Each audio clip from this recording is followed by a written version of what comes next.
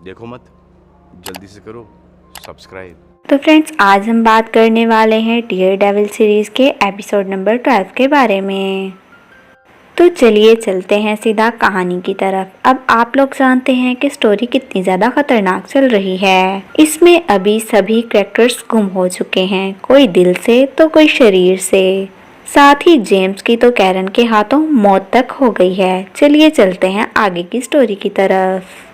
अब एपिसोड की शुरुआत से कैरन इस गन को जिससे इसने जेम्स का कत्ल किया था वो नदी में फेंक देती है और अब ये घबराती हुई अपने घर में जाकर सीधा ड्रिंक करती है और रोने लगती है।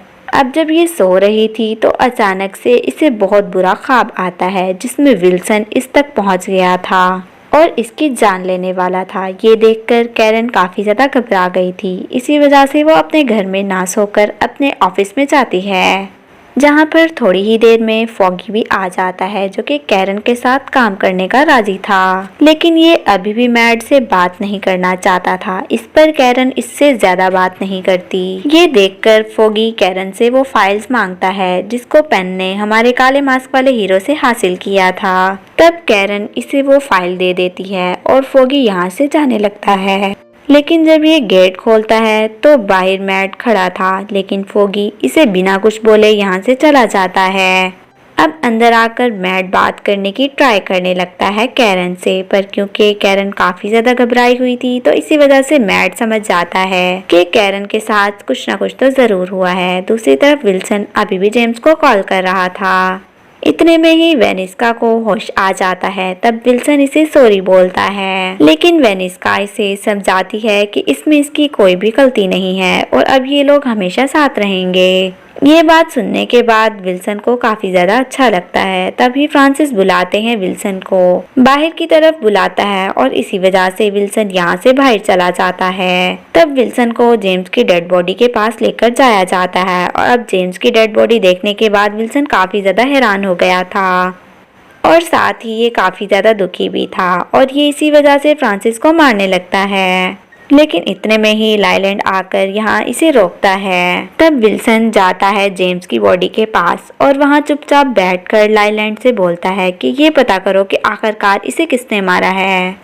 और अब जब लाइलैंड यहाँ से चला जाता है तो विल्सन चेक करता है जेम्स की कॉल हिस्ट्री। वहीं हम लोग अपने काले मास्क वाले हीरो को पेन के पास देखते हैं, जहाँ पर पेन हमारे काले मास्क वाले हीरो को गांव के ड्रग्स का एक पैकेट देता है और पेन हमारे टोपे वाले हीरो को बताता है कि ये सब एक चाइनीज औरत बना रही है और इन सभी ड्रग्स को एक अंधा आदमी मार्केट तक सप्लाई करता है। ये सब बातें जानने के बाद हमारा हीरो यहाँ से चला जाता है और आगे हम लोग फॉगी को मर्सी के साथ देखते हैं, जहाँ पर फॉगी मर्सी को काले मास्क वाले आदमी हीरो की फाइल्स पढ़ने को बोलता है जो कि विल्सन के खिलाफ थी और क्योंकि विल्सन मर्सी का क्लाइंट था तो इसी वजह से पहले वो मना करने लगती है, लेकिन फॉगी इसे किसी तरह मना लेता है और सीन कट होकर कैरन पर आता है जो कि पेन के पास जाकर इसे जल्दी से विल्सन की स्टोरी पब्लिश करने को बोलती है। इस पर पेन मान जाता है। वहीं मर्सी जब अपने सभी डॉक्यूमेंट्स देखती है तो वो काफी ज्यादा शॉक होती है।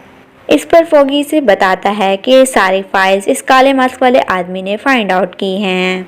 इन सभी चीज़ों को सुनकर मर्सी भी फॉगी की तरफ हो जाती है और मे बी आगे ये दोनों मिलकर विल्सन के खिलाफ सबूत ढूंढेंगे।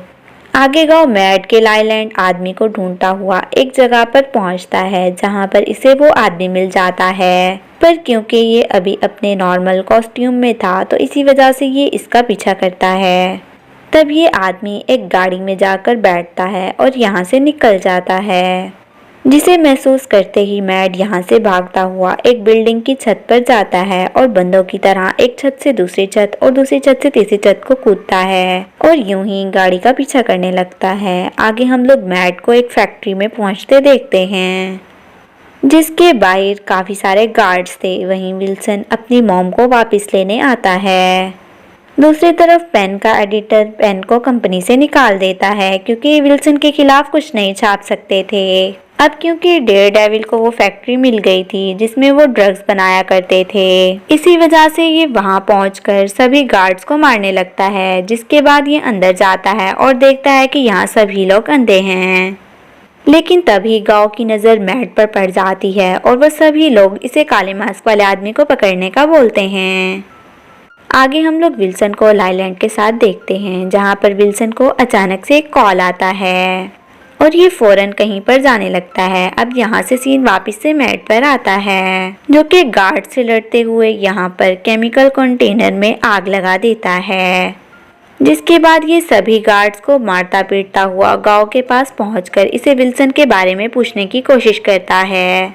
तो गांव इसे धक्का देकर अचानक से ही कहीं गायब हो जाती है और इतने में ही फैक्ट्री में आग लग गई थी, जिसे देखने के बाद हमारा टोपे वाला हीरो सभी ब्लाइंड लोगों को यहाँ से भगाकर और खुद यहाँ से भाग जाता है। लेकिन बाहर इसको ब्रेड गन पॉइंट पर ले लेता है, क्योंकि ब्रेड को लग रहा था कि काले मास्क वाले आदमी ने ही ये सभी काम किए हैं। ये देखकर हमारा टोपे वाला हीरो इसे पकड़कर बताता है कि मैं सही कह रहा हूँ और मैंने जितने भी काम किए हैं वो सारे ही सही काम हैं। साथ ही वो ये भी बताता है कि तुम्हारे ऑफिस में ऑफिसमैन विल्सन के साथ मिला हुआ है और साथ ही ये इसे ये भी बताता है कि विल्सन एक बहुत बड़ा आदमी है। इतना कहकर मैड यहाँ से चला जाता है। अब आगे हम लोग एक बिल्डिंग की छत पर देख पाते हैं कि लाइलैंड जाकर गांव से मिलता है और इन दोनों की बातों से हम लोग ये भी समझ पाते हैं कि इन दोनों ने ही पार्टी में इनकी बोतल्स में जहर मिलवाया था, ताकि वेनिस्का को ये मार सकें और वापस से विल्सन पहले जैसा हो जाए। तब गांव बताती है कि अब वो अपने घर वापस जा रही है, क्योंकि यहाँ पर कुछ भी नहीं बचा।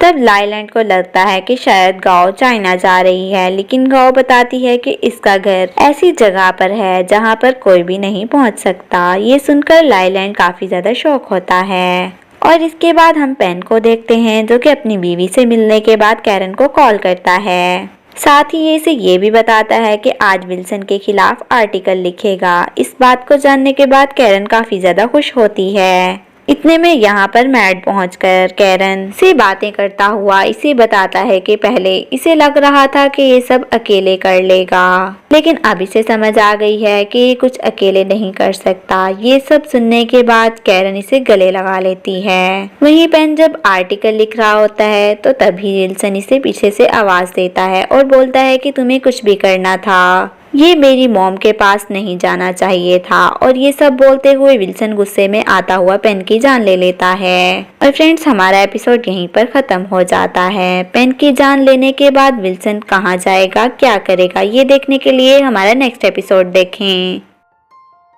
Thanks for watching. Allah Hafiz.